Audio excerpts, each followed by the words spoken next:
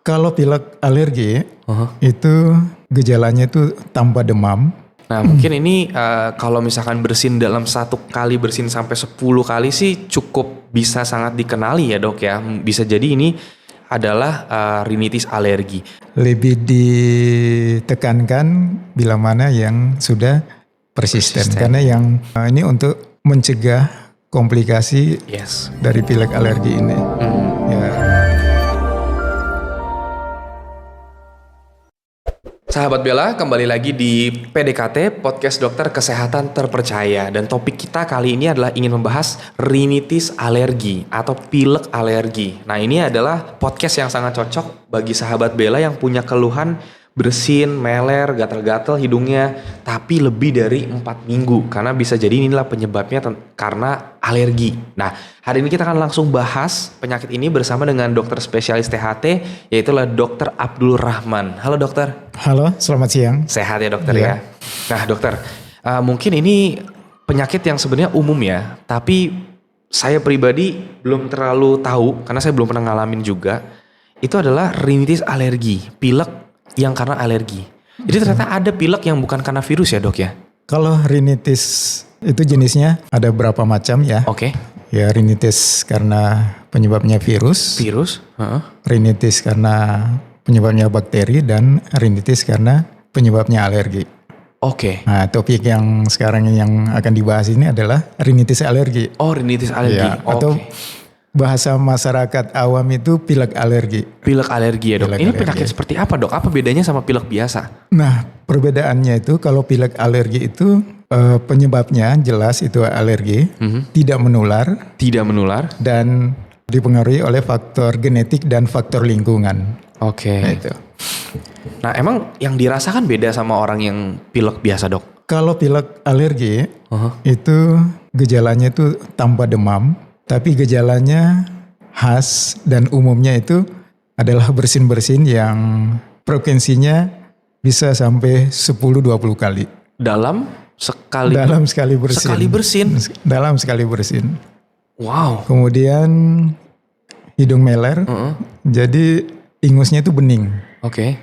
Kemudian hidung tersumbat dan hidung gatal. Oke.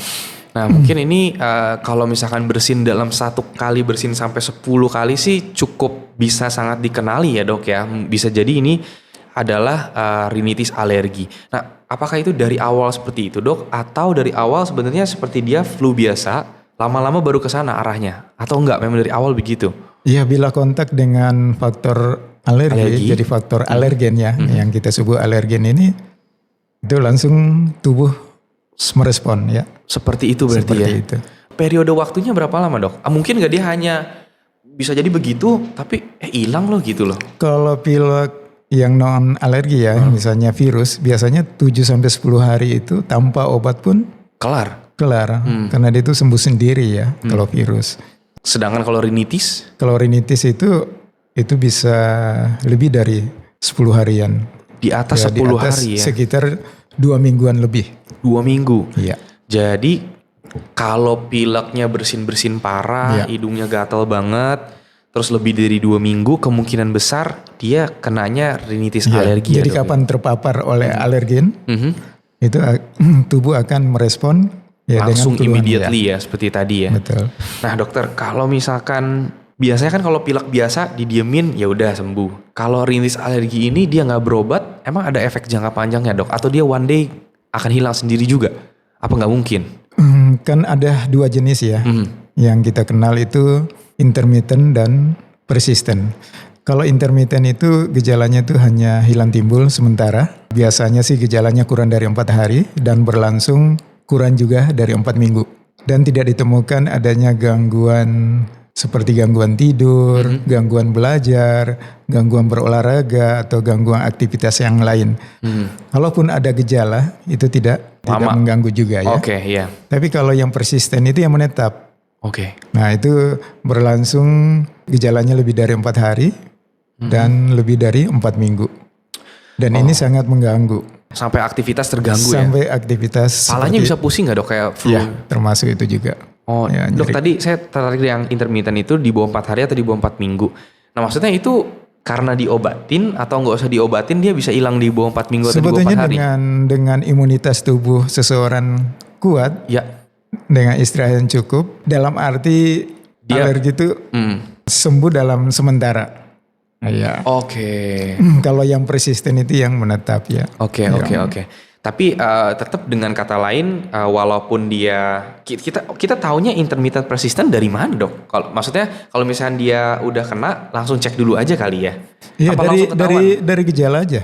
Oh. Jadi misalnya dia bersin, hidung meler, hidung tersumbat, gatal hidung kurang dari 4 hari, lalu kemudian sembuh sementara, kemudian muncul lagi, tapi kurang dari 4 minggu, itu yang sementara. Nah. Tapi kalau lebih dari 4 hari, ya kan, apalagi nggak diobati, nggak menghindari pemicu, itu Bisa ke arah Bisa. persisten tadi ya. persisten. Tuh. Tapi gimana juga tentu pasti kita dianjurkan kalau udah gejalanya seperti itu yang udah nggak lazim itu langsung ke dokter ya, jangan nunggu dites dulu nih 4 minggu hilang apa enggak Ya gitu dok ya. sebaiknya. Karena penyakit ini jangan diabaikan, jangan disepelekan ya. Oh, Jadi kenapa dok kalau misalnya dia pikir ini udah kayak flu udah biarin aja udah ntar juga hilang. Karena ya penyakit ini kan belum bisa disembuhkan. Ya, jadi obat-obat anti alergi pun juga itu kan hanya untuk mengendalikan. Ya memang sih sebetulnya kita harus menghindari 100% pemicu. Ya debu, Berat juga ya begitu dingin, ya. asap rokok, ya, asap kendaraan. Tapi kan selama hidup di dunia kita nggak bisa menghindari 100%. Iya. Nah, makanya ya kita berupaya maksimal bagaimana kita menghindari ya. Yes. Itu ya dengan menggunakan masker kalau kita keluar rumah. Iya. Kemudian imunitas tubuh tetap ditingkatkan. Olahraga, rajin olahraga, makan sehat gitu ya dok ya. Ya, untuk peningkatan imunitas tubuh. Kemudian kalau udah gejala makin memberat, ya saran sebaiknya ke dokter untuk berobat. Yes. Ya. Jadi buat teman-teman sahabat Bella nih ya, memang untuk saat ini penyakit yang penyebabnya adalah alergi, memang di dunia kedokteran juga belum ada obat yang bisa menghilangkan 100% ya dok ya. Betul. Tapi sahabat Bella jangan berkecil hati karena alergi itu bisa diredam dengan Betul. pengobatan pastinya. Nah yang habis ini kita akan bahas, dan yang pasti yang paling pertama itu kalau bahasanya dokter mah kalau ada alergi nggak ada pemicunya ya nggak apa-apa gitu kan. Betul. Jadi sebutannya mah jaga-jaga di awal lah, lebih sensitif gitu ya dok ya. Bener ya? Nah sekarang yang saya mau tanya itu pengobatannya nih dok. Kalau misalkan orang yang udah terkena, either dia intermittent atau persisten tuh gimana ya? Ya pada prinsipnya sih baik intermittent maupun persisten itu kan prinsip pengobatannya sih hampir sama. Sama ya? Cuma yang lebih ditekankan bila mana yang sudah persisten. Karena yang ini untuk mencegah komplikasi Yes. dari pilek alergi ini. Ya terutama peradangan telinga tengah, sinusitis, polip, hilang penciuman. Kalau tidak ditangani ya? Tidak ditangani. Kemudian akan mengganggu juga aktivitas sehari-hari. Jadi produktivitas kerja juga terganggu. Iya sih benar. Produktivitas belajar juga terganggu. Akhirnya kualitas hidup seseorang akan menurun. Nah itu. Nah dia kalau misalkan dia diobatin gimana caranya dok? Dikasih obat atau dioperasi atau gimana dok? Ya pada prinsipnya itu untuk rinitis alergi itu pencegahan. Oke. Ya pencegahan ya pemicu itu. Ya. Kemudian yang kedua ya dengan pengobatan oral ya. Ada obat oralnya ada ya dok ya? Obat anti alergi. Oke. Nah itu. Nah yang saya mau tanyakan itu kalau misalkan orang let's say dia udah terkena, itu dia harus minum terus obatnya terus? Atau dokter akan kasih obat, dia sembuh udah gak usah minum dulu, ntar kalau kepicu lagi baru berobat lagi ke dokter? Ya sebetulnya sih pada prinsipnya nih ya bagaimana kita bergantung diri nih dengan obat anti alergi. Oh. Nah ya, jadi kapan muncul gejala alergi, ya segera minum anti alergi. Oke. Nah itu. Ya ini pokoknya buat teman-teman sahabat Bella berarti kita udah dapat kesimpulannya ini tipenya pokoknya setiap kali ada pemicu minum, ada pemicu minum gitu ya. Jadi nah ini kalau misalnya masalah alergi ini genetik ya dok ya? Ya faktor genetik dan faktor lingkungan yang sangat berperan. Oke. Jadi bila mana dalam riwayat keluarga ya orang tua mengidap alergi, misalnya pilek alergi atau mengidap asma atau mengidap alergi kulit, itu akan diturunkan ke anak cucu. Itu bisa dalam bentuk pilek alergi, bisa dalam bentuk alergi kulit, bisa dalam bentuk asma. Oh, seperti itu Iya. ya. Apakah itu Dan selalu seseorang terjadi? itu bisa minimal 1 lah pilek alergi. Tapi bisa ketiga-tiganya. I see. Ya, mungkin biasanya dokter gimana untuk memberikan penguatan kepada sahabat Bella nih yang mungkin ada penyakit rinitis alergi? Mungkin Iya. ada tips pencegahan Untuk atau pasien-pasien di Bella itu ya kami memberikan tips itu ya edukasi untuk bagaimana penanganan penyakit rinitis alergi ini. Pasien-pasien tersebut itu harus bisa menjaga diri bisa lah menjaga ya. diri, bisa mencegah upaya maksimal ya, walaupun 100% nggak bisa menghindari, Betul. terutama polusi udara. Ya bila mana gejala memberat, ya sebaiknya sering kontrol ke Rumah sakit ya dok ya. Ya pokoknya buat sahabat Bella jangan kecil hati ya kalau untuk masalah alergi memang faktornya genetik. Tapi di sini dokter Abdul memberitahu bahwa itu bisa diobati, ya bisa bukan diobati, lebih bisa diredam Bisa gitu ya dok diredam. ya. Dan kalau saja di-maintain dengan gaya hidup yang benar, ya tentu saja tidak akan terpicu dia punya alerginya gitu ya dok ya. Benar. Oke, siap.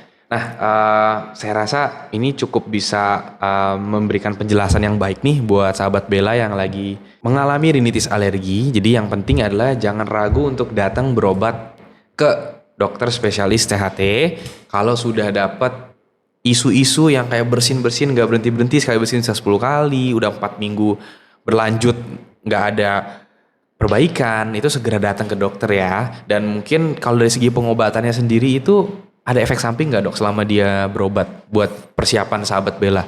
Kalau efek samping obat kan itu sifatnya individual ya. Bisa saja ini ya walaupun dia obat anti alergi juga bisa menyebabkan alergi, dan itu ya sifatnya individual. Tidak semua orang sama. Tergantung respon tubuh masing-masing Tergantung ya. respon tubuh masing-masing. Oh, maksudnya obat alergi menimbulkan alergi itu ya alerginya orang juga beda-beda ya, bentuk Beda-beda. rupanya seperti apa ya. Tapi yang penting terus dikontrol ya dok ya. Tetap. Karena tadi pesan dari dokter kalau nggak dikontrol takutnya malah nyebar ke yang lain, komplikasi-komplikasi itu yang jadi lebih serius ya dok ya. Karena beberapa pilihan obat anti alergi kan banyak. Iya. Ya mungkin yang paling tahu ya dokter THT di sini. Betul. Ya. Oke, mungkin dokter mau kasih tips-tips untuk penutupan dok. Bagaimana caranya supaya orang yang mungkin punya alergi dihindari jauh dari rinitis Ya, alergi. untuk sahabat Bella, Ya. jika terpapar alergen, ya sebaiknya jangan disepelekan, jangan diabaikan, karena peluang untuk terjadi komplikasi baik berupa sinusitis, polip, hilang penciuman, peradangan telinga tengah itu bisa terjadi. Jadi segeralah berobat ke rumah sakit Bella. Oke, siap. Ya. Thank you banget dokter. Semoga podcast ini bisa membantu sahabat Bella di rumah dan memberikan semangat untuk yang lagi ada kendala di rinitis alergi.